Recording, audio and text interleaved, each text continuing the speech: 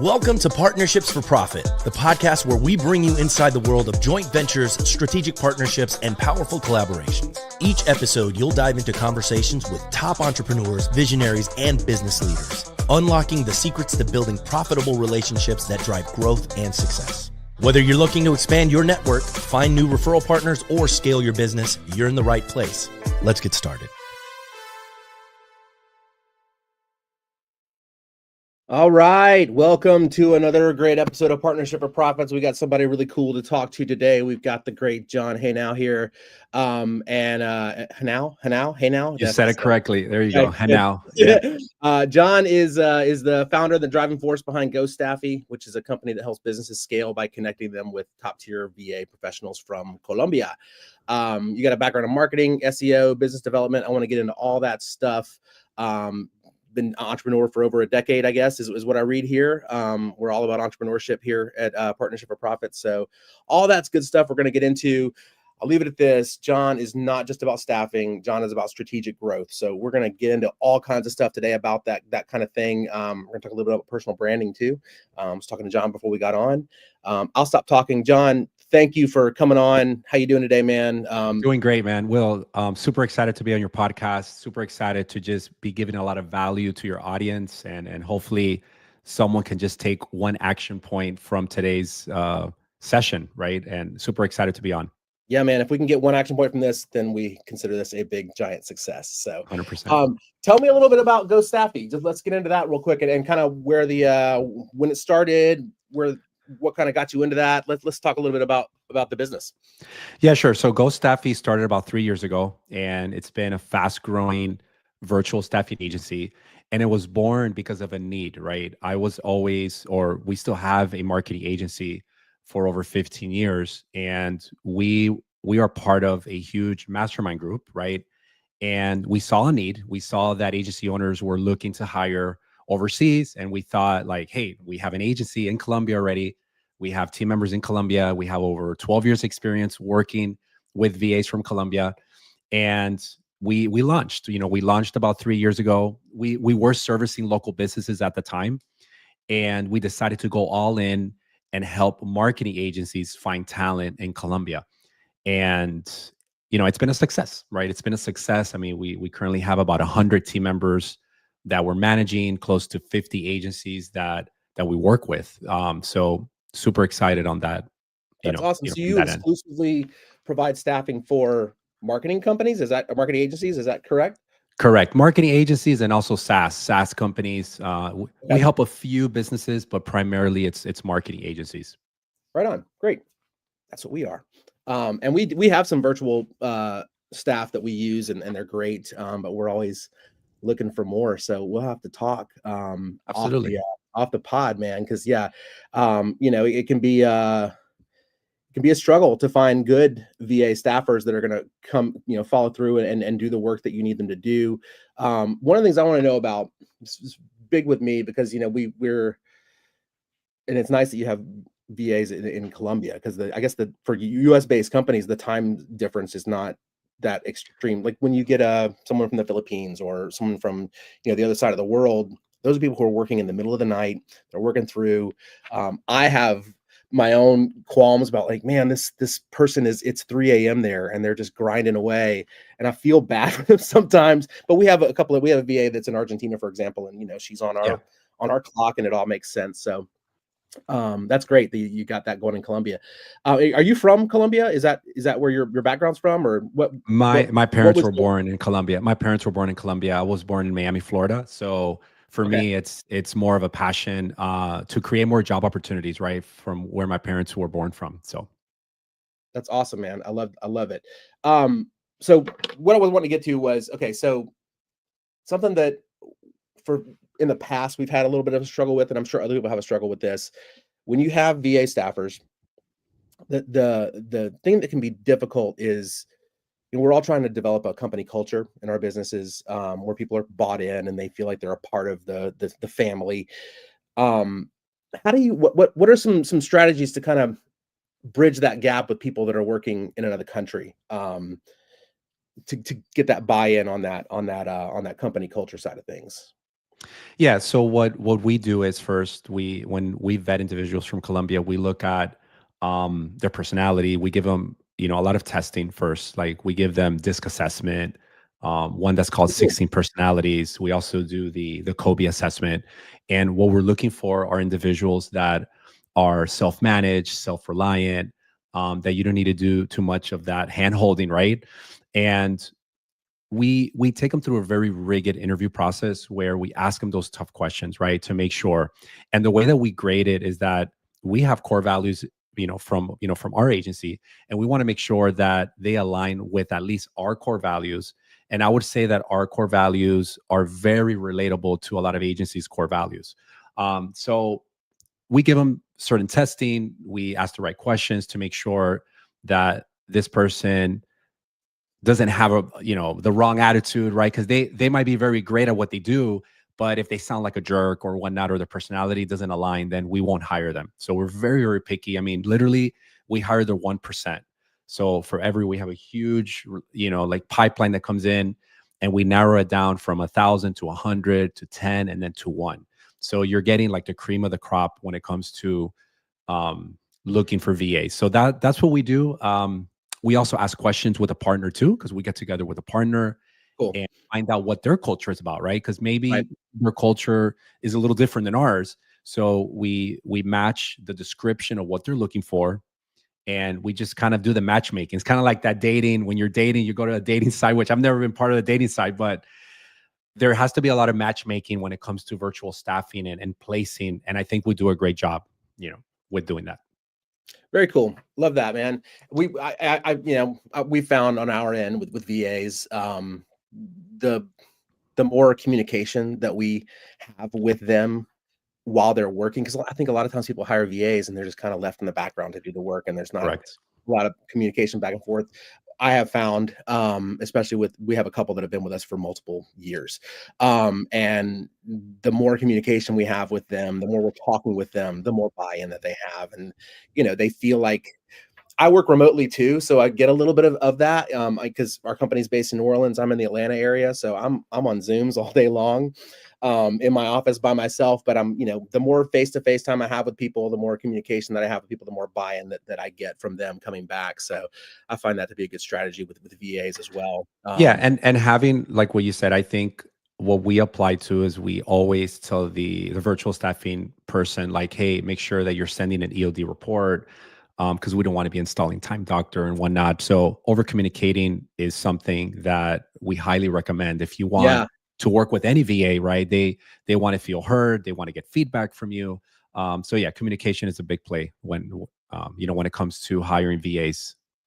100%. So what makes a VA in Colombia different than VAs elsewhere in the world? What's special? What's the special sauce there? We have the best Colombian coffee. Come on. I'm just playing. All right. So besides the coffee, I would say Central Time Zone is the biggest play, right? Most like you said earlier, most people hire from the Philippines. Nothing wrong against hiring someone from the Philippines. I mean, I have a lot of agency owners that have rock stars, right? And they've been Yeah. doing great. But sometimes, like you said, sometimes they're working a second shift, right? It could happen, right? Because they want to make extra money. Here, the good thing is that you're going to be working very closely to whatever time zone that you're working with, right? Mhm. So we work under the Central Time Zone. The other thing I would say, the biggest play is that also you can tap into a different market, right? A Hispanic market. A lot of people don't think that, right? So this goes great with contractors, with HVAC companies, right? I mean, we've heard numerous stories with a lot of our VAs that they were able to do an upsell because the client was Hispanic, right? And they were able to close the deal in Spanish. I'm like, what? So when you hear stories like that, it opens the world, with having a different market too, if needed, right? Um, and then we hire only. This is something too that we do, is that we only hire mid to senior level talent. There's a lot of virtual staffing agencies that only hire entry level, right? And we only hire mid to senior level because we just don't want to waste time with Right. someone that just has 1 year experience in what they do, right? Um, so I think that's the biggest things. I would say time zone. I would say mid to senior level talent. Good coffee, of course, I mentioned earlier. Yeah, and the Um, and being the bilingual is bilingual. a huge thing Yes. for sure. Yeah, I mean, you mentioned a couple of different industries, but I mean, that applies everywhere, man. We work with primarily in the legal industry. That's our niche that we work in, and a lot of them are looking for Spanish staffers, who can, because especially like if they're a personal injury, right? There may be a lot of people who are not native speaking English who call in that need legal help, and if they don't have someone there that can speak with them, they're going to lose that case. So I think that that bilingual skill, I don't think it's limited to just like service industry. I think it applies across the board, really.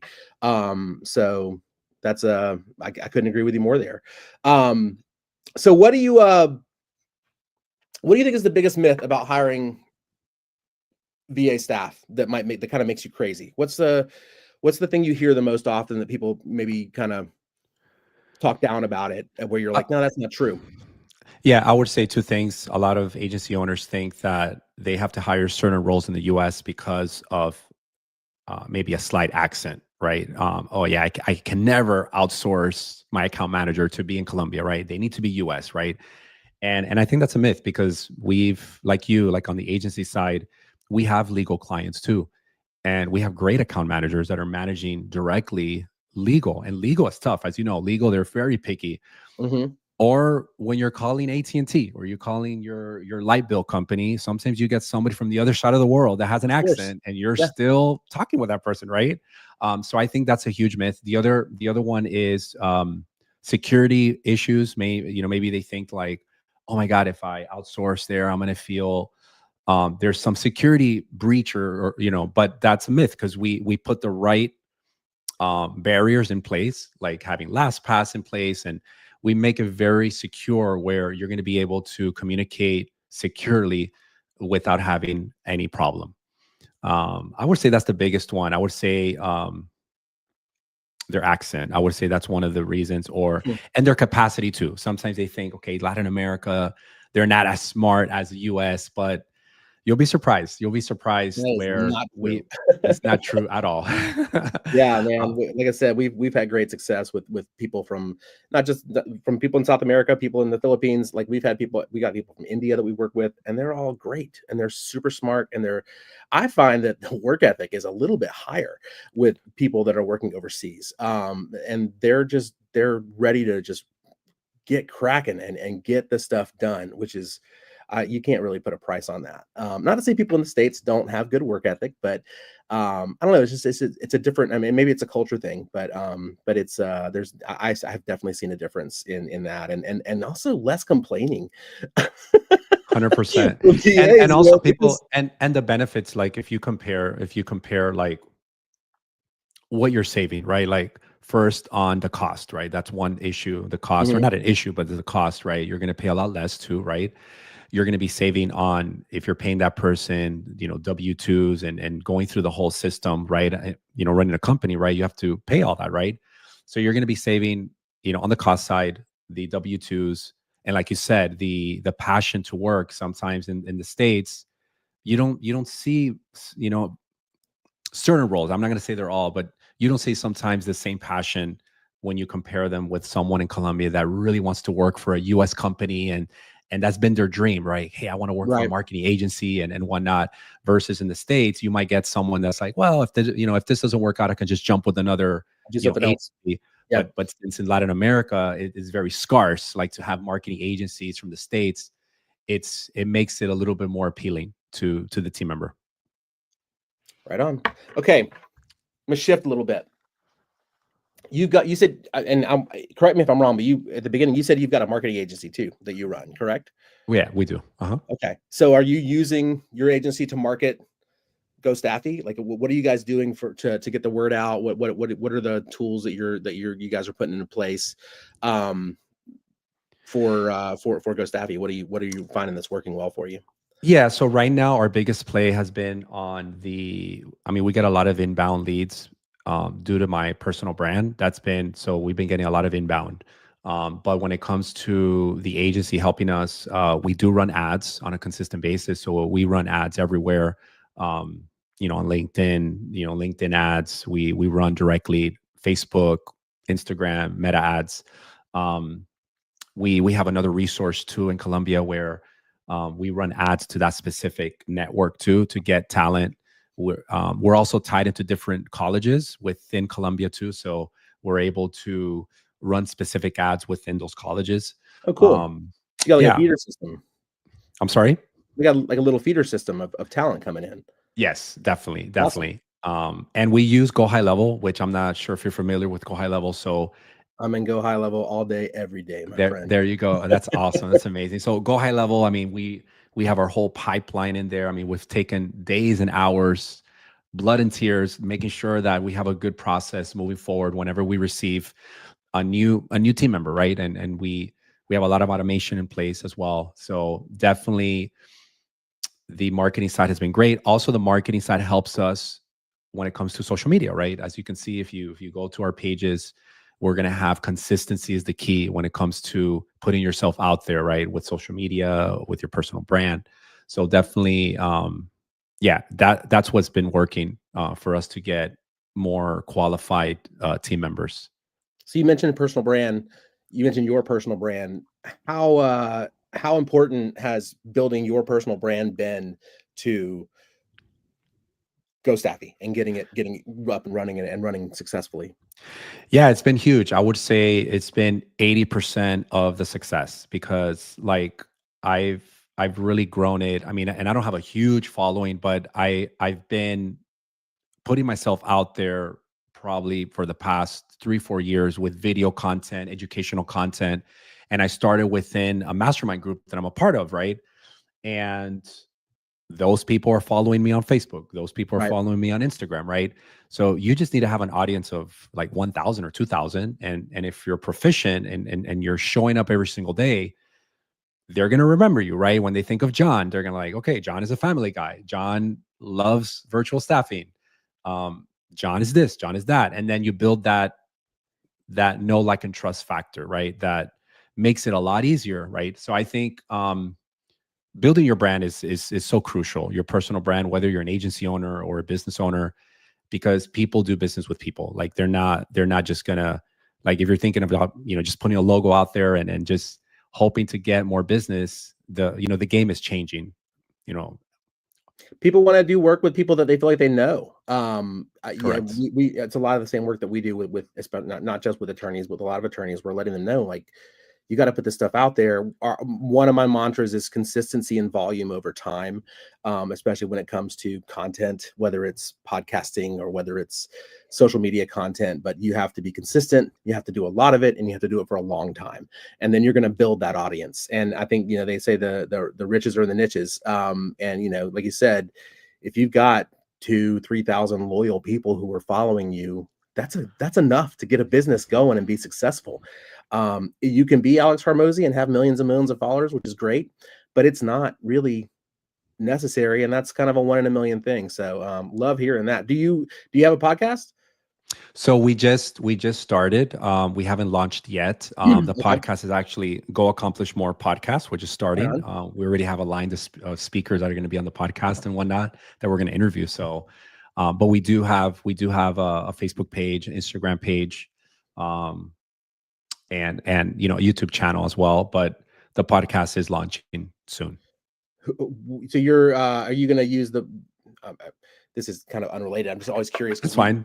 with our strategy as far as podcasting goes. I'm just curious kind of what your strategy is. Are you going to be just interviewing people like people that are bringing value to the audience, or have you thought about bringing on people that you want to do business with on the pod? So both. Okay, We're good, gonna we're good. gonna be yeah, we're gonna be definitely interviewing successful marketing agency owners, right? And those are my clients, right?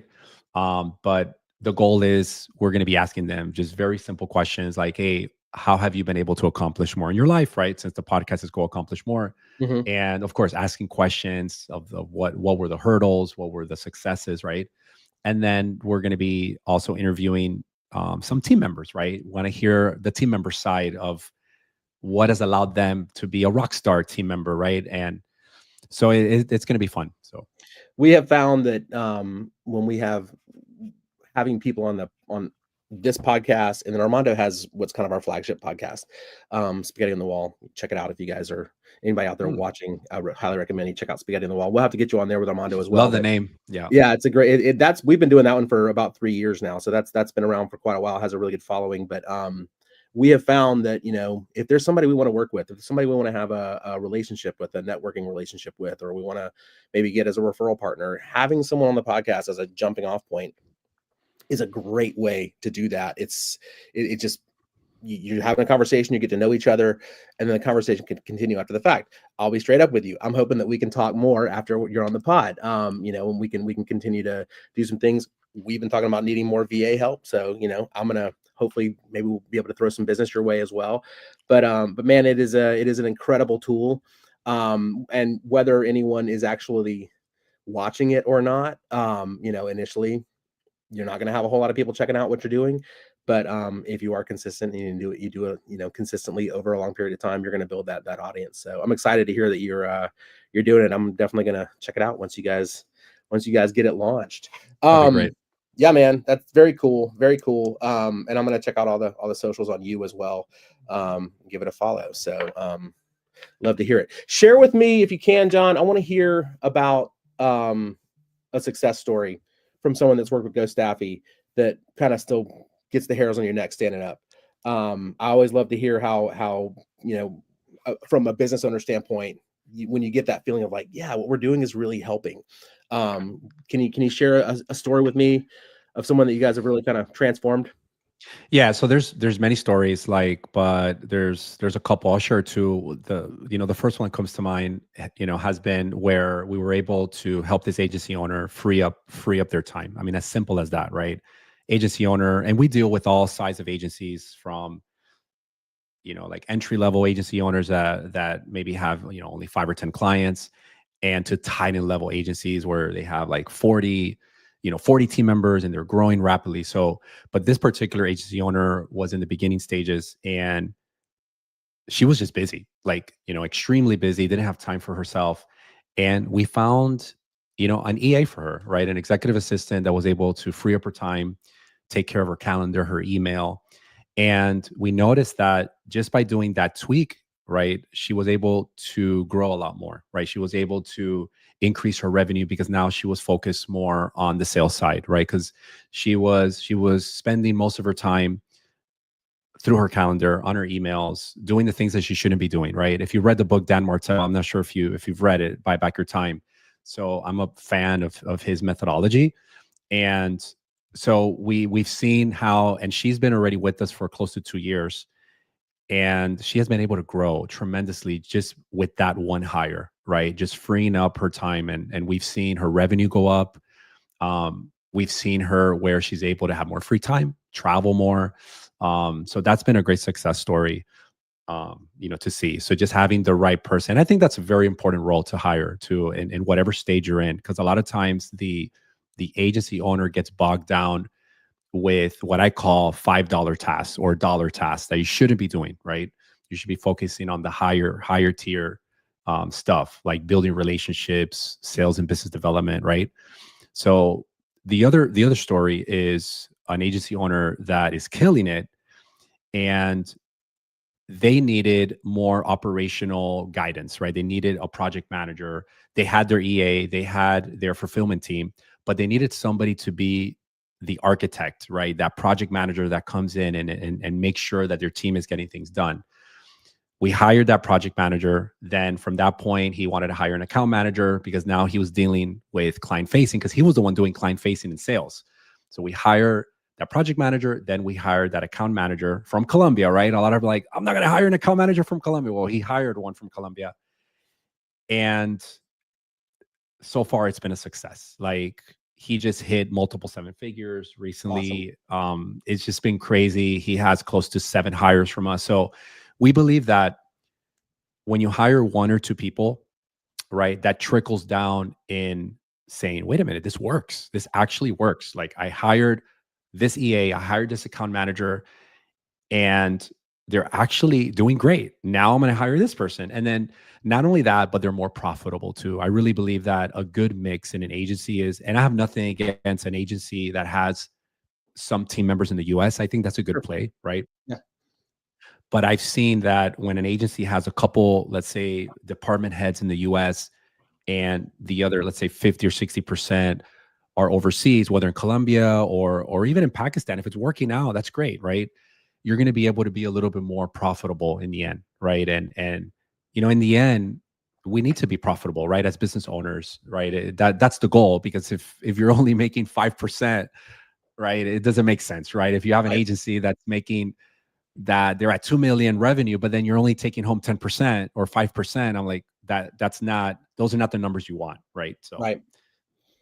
Cool. eh, yeah. Love hearing those stories, man. So, okay, so where where do you see the future of remote work, remote hiring going in the next 5 years, and how are you guys gonna kind of keep up with the times?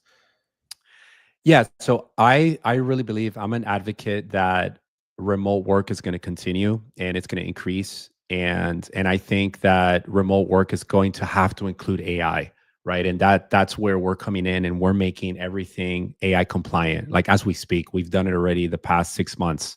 So the cool thing, this is where I see it going, is that there's going to be virtual staffing agencies that will be forced into making sure that their team is AI compliant. And that's what we're doing. So if you hire, let's say, an EA, you hire an account manager, they're going to come with some type of GPT or some type of AI project that's going to allow them to be even more successful and more productive, right? Um, some roles, I would say, maybe some roles might be replaced. I would say maybe on, like appointment setters could be, right? Yeah. But I don't see this replacing every single role. There's going to be a hunger and need for that human touch, right? For account managers, for project managers, or even people that know how to use the AI, right? Because I mean, you're not going to have just AI working on itself, right? You need AI compliant people that are working on the AI. But definitely, that's where I see remote work heading, is them being a little bit more AI compliant, and for them to be more productive. You gonna keep it in Colombia? Or are you guys thinking about expanding to other countries, or is Colombia where you want to stay? Right now, yeah, I mean, we've thought about it, but this is our niche. This is what it kind of takes away a little bit of who we are. So right now, it's not in our mind. Yeah, we're gonna keep it in Colombia. Great. Very cool, Yeah. man. I love it. This is great stuff. Love hearing what you guys have got going on. Congrats on a great level of success. Next time we're doing some stuff with Seven Figure. I hope we get to meet in person, for sure. So John, before we wrap it up here, let everybody know where they can find you, where they can find Go Staffy. I'm gonna give you a chance to kind of plug here a little bit, and just let them know how they can find you. Yeah, they can go. I'm very active on Instagram. So if you look at my name, it's the handle is called it's John Henao. And I'll spell it. It's John, and then it's John, and then my last name is Henao. I post a video almost every single day on operations, on staffing, self development. My dog comes out too, so he's popular. Chase, my golden doodle. And I think I get more views when he's on the video. So I think Yeah, I, man. hi- you know, I hired him, right? He's part of my personal brand, I guess. um, and then you can look me up on Facebook as well. And then the podcast will be starting soon, and podcast will be called Go Accomplish More. And yeah, that's my contact info. Awesome, man. Love to hear it. Well, John, thank you so much for popping on with us today. And thank you guys out there watching. If you're watching live, if you're watching the recorded version of this, we appreciate you guys checking everything out.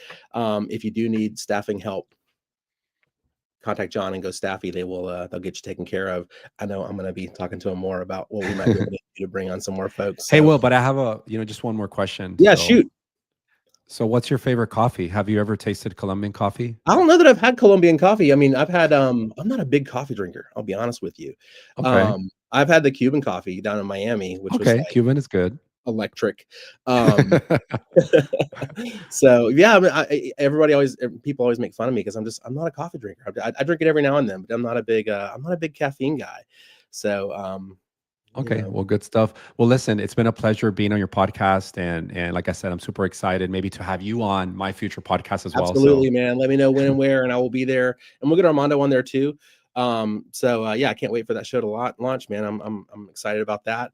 And with that, we're gonna call it an episode. I'll be back later today with another guest in a couple hours. So All if you're right. watching, we'll see you in a couple hours. And make sure you check out John. If you need video production, digital marketing help for your business, Leduc Entertainment, we got you there as well. So you can hit us up at leducentertainment.com. And we'll see you next time on Partnership for Profits. Thanks for checking us out. All right. Thank you so much. Bye-bye. Thanks, buddy. Thanks for joining us on this episode of Partnerships for Profit. We hope you've gained valuable insights on how to form profitable partnerships and take your business to the next level.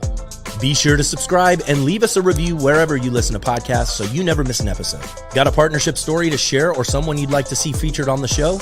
Reach out to us. Until next time, keep building those partnerships for profit.